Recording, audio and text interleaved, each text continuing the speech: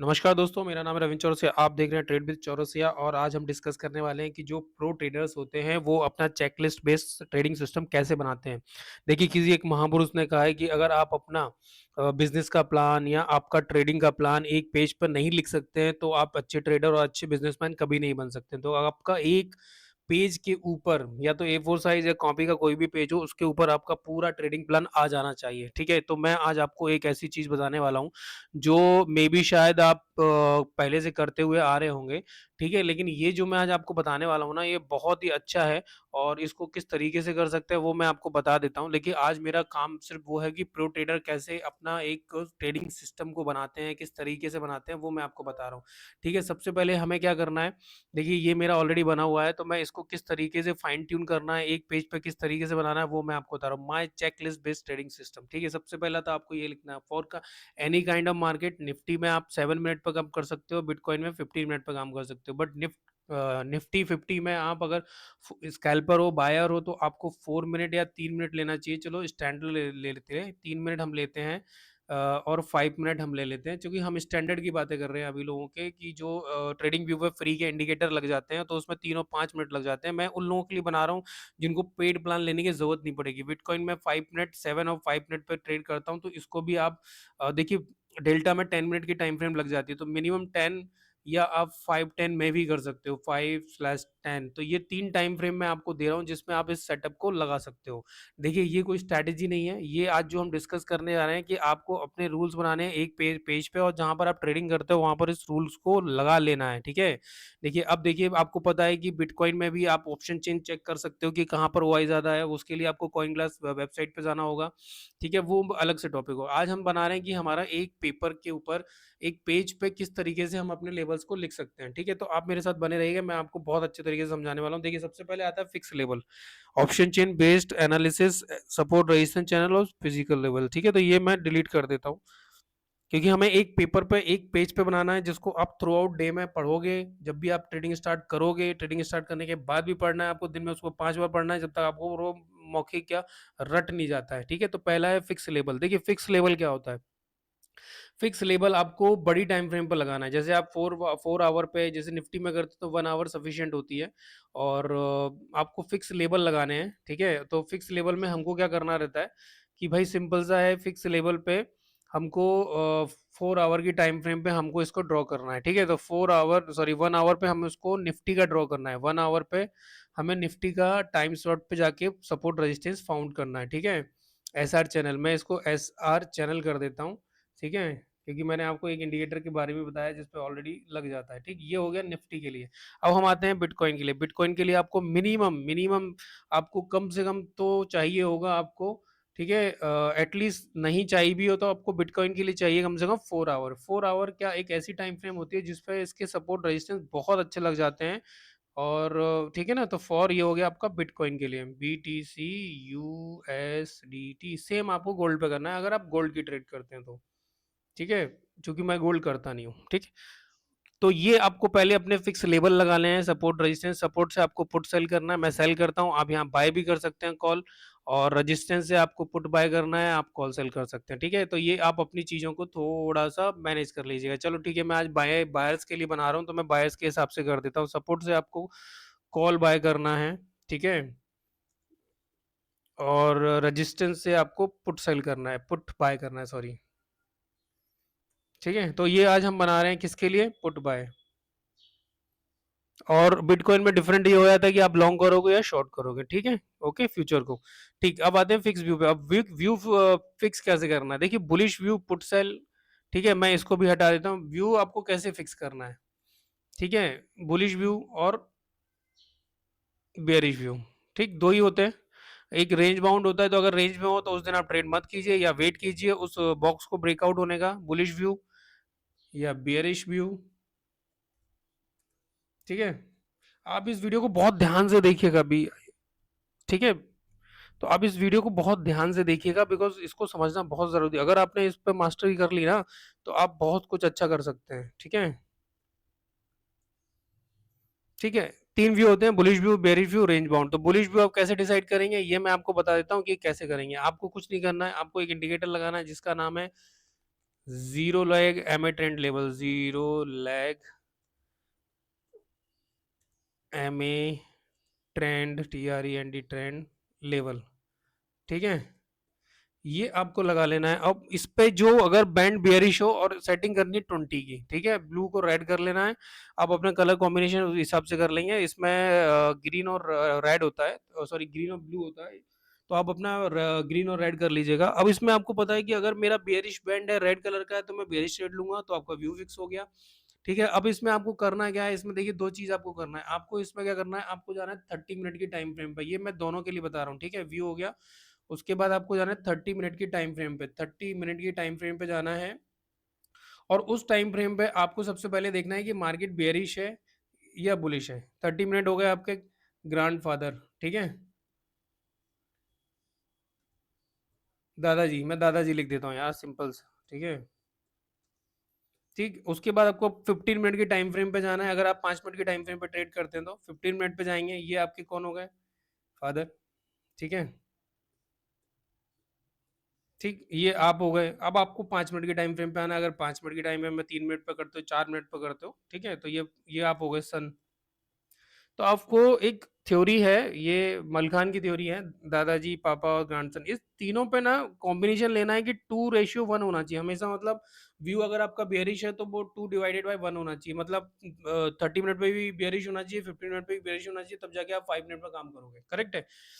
और अगर मान लो 15 मिनट पे है और 5 मिनट पे है और 30 मिनट पे है, तो आप थोड़ा सा 1:1 में काम करोगे। इसमें क्या होता है कि आपको स्टॉप लॉस आपको पता होता है कि कहाँ क्या हो सकता है, तो आपको ना मल्टी टाइम फ्रेम एनालिसिस बहुत करना है, ठीक है ना। तो ये आपको एक मार्केट खुलने से पहले के ये सिनेरियो है, ठीक है। फिक्स व्यू आपको समझ में आ गया, तो आपका व्यू फिक्स हो गया दो काम से, एक तो जीरो लैग से हो गया और दूसरा मल्टी फ्रेम टाइम फ्रेम से हो गया कि मल्टी टाइम फ्रेम पे जाके आपने इसका व्यू डिसाइड कर लिया, ठीक है। फिक्स लेवल एंट्री, अब आपको पता है कि आपको मिडिल में कहीं एंट्री नहीं करनी है। अब लोग क्या करते हैं, बॉलिंगर बैंड लगा लेंगे, उसके 20 के लेवल पे एंट्री करेंगे। भाई अगर आपको रिस्क लेना है तो आप टॉप पे लो या बॉटम पे लो, या तो ओवर बॉट एरिया में लो या ओवर सोल्ड एरिया में लो।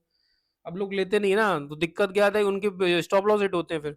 इसलिए हमें हमेशा टॉप पे एंट्री करना चाहिए, या तो बॉटम पे या टॉप पे एंट्री करना चाहिए, ठीक है। ये हो गया। फोर्थ नंबर आता है आफ्टर एंट्री क्या करना चाहिए। देखो आफ्टर एंट्री क्या करना चाहिए, अगर आपको मान लो एंट्री हो गई है, ठीक है, अगर market goes in your favour, wait for target और ट्रेल योर स्टॉप लॉस। 1:1 पे कॉस्ट टू कॉस्ट, 1:2 पे फर्स्ट का टारगेट बुक, ठीक है। मैं इसमें कुछ ऐड कर देता हूँ, मैं आपको बता देता हूँ। आपको दिन की पहली ट्रेड, फर्स्ट ट्रेड, ठीक है, आपको दिन की फर्स्ट ट्रेड पे, ठीक है,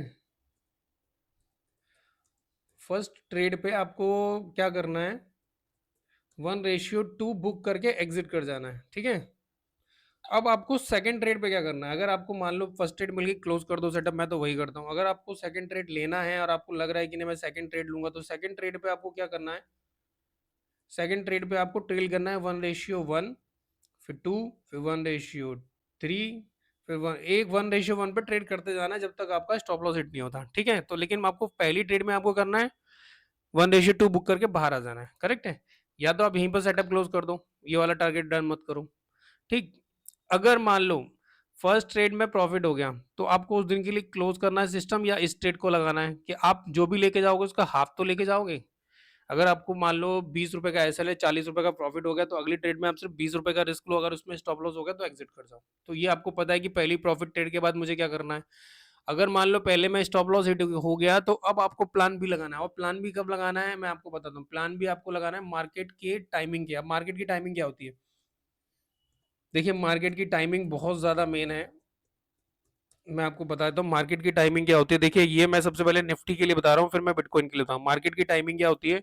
सबसे पहला मार्केट क्या ओपन होता है। मार्केट ओपन जब होता है तो मार्केट की टाइमिंग हमें पता होती है कि भैया 9, जब हमारा पहला सेटअप बना तो स्टॉप लॉस हिट हो गया। अब दूसरे सेटअप के लिए आपको 12 बजे तक का वेट करना है, 12 PM तक का। ये मैं बता रहा हूँ, अगर आपका 9, 9:30 बजे के बाद पहला स्टॉप लॉस हिट हो गया, तो सेकंड ट्रेड के लिए हमें 12 PM के बाद सेकंड ट्रेड प्लान करनी है, ठीक है। सेकंड ट्रेड प्लान करनी है। इस वक्त क्या होता है, यूके मार्केट ओपन हो जाता है। यूके मार्केट का वेट करना है, 12 PM से 1:30 PM के बीच में आपका सेटअप बनेगा, ठीक है। ये टाइम फ्रेम मैं आपको दे रहा हूँ, इसमें आपको सेटअप तलाशना है सेकंड, ठीक है। सेकंड ट्रेड यूके मार्केट, ठीक, इसमें आपको सेटअप तलाशना है सेकंड ट्रेड में, ओके, ठीक है। और उसके बाद अगर इसमें भी स्टॉप लॉस हिट हो गया तो क्लोज कर देना है, ठीक है। If plan B fail, close setup for today, ठीक है। तो ये हो गए 6 पॉइंट हो गए। अब हम आते हैं 7वें पॉइंट पे। आपको अपनी जो एक कैंडल डिसाइड करनी पड़ेगी जिसपे आप एंट्री कर सको। मैंने pin bar candle, hammer candle रखा, जिसको मैं गॉड कैंडल बोलता हूँ, ठीक है। आपको ये कैंडल खुद डिसाइड करनी पड़ेगी। भाई मैं बिना बिग वाली कैंडल पे एंट्री करूंगा, बात ही खत्म हो गई, ठीक है ना। मुझे बिना बिग वाली कैंडल पे एंट्री करना है, मेरे बाद चैप्टर ही क्लोज हो गया। अब मुझे कोई दिक्कत ही नहीं ना करने के लिए, ठीक है। तो आपको ये 7 पॉइंट याद हो गया। 6वां पॉइंट क्या है? अगर मान लो आपको लग रहा है कि मार्केट आपके फेवर में जाना है, तो अगर उसमें थोड़ी सी विक है, छोटी सी विक है, जैसे बोलते हैं ना आटे में अगर नमक मिलाओगे तो टेस्ट आता है, पूरा ही नमक डाल दोगे तो खराब हो जाएगा। तो वैसे ही फिबोनाची का रिट्रेसमेंट आपको अपना लगाना 0.4 0.505, ठीक है। तो मैं 0.505 का लगाता हूँ, ओके, ठीक है। विक वाली कैंडल पे और बहुत बड़ी बिग बार कैंडल पे, ये होती है बिग बिग बड़े, इसको बोलते हैं बिग कैंडल। बिग कैंडल हो और आप उस पर एंट्री आपको बन रही हो, 2-3 ईएमए को क्रॉस कर दिया आपके सेटअप के अनुसार, ठीक है। तो उसमें आप ये करेंगे तो बिग बार कैंडल होती है एक, ठीक है। उसके बाद आपको ये मैंने बता ही दिया है, जीरो लैग एमए ट्रेंड वाला तो मैंने आपको बता ही दिया है, ठीक। अब हम आते हैं डीसी। देखिए आपको अपने इंडिकेटर यूज करना है, एक जीरो लैग इंडिकेटर यूज करना है, एक डॉनचेन चैनल यूज करना है। तो उस इंडिकेटर पे आपको एंट्री कहाँ लेनी है, वो क्लियर। मेरे को एंट्री कहाँ लेनी है, अपर बैट। अपर बैंड क्या होता है, ओवरबॉट। अगर वहां पे कैंडल को कोई ग्रीन कैंडल टच करती है और वेरी नेक्स्ट कैंडल रेड या दूसरी कैंडल रेड बनती है और उसको ब्रेक कर देती है लो को, तो मैं एंट्री करूंगा, उसको मैं बोलूंगा गॉड कैंडल। उसको कैंडल ब्लेंडिंग के थ्रू आप कर सकते हैं। सेम लोअर बैंड पे ओवरसोल्ड एरिया में यही करना है। अगर कोई रेड कैंडल ओवरसोल्ड को टच करती है, तो कोई ग्रीन कैंडल अगर उसका हाई ब्रेक कर देती है, तो मुझे वहां पर एंट्री करना है।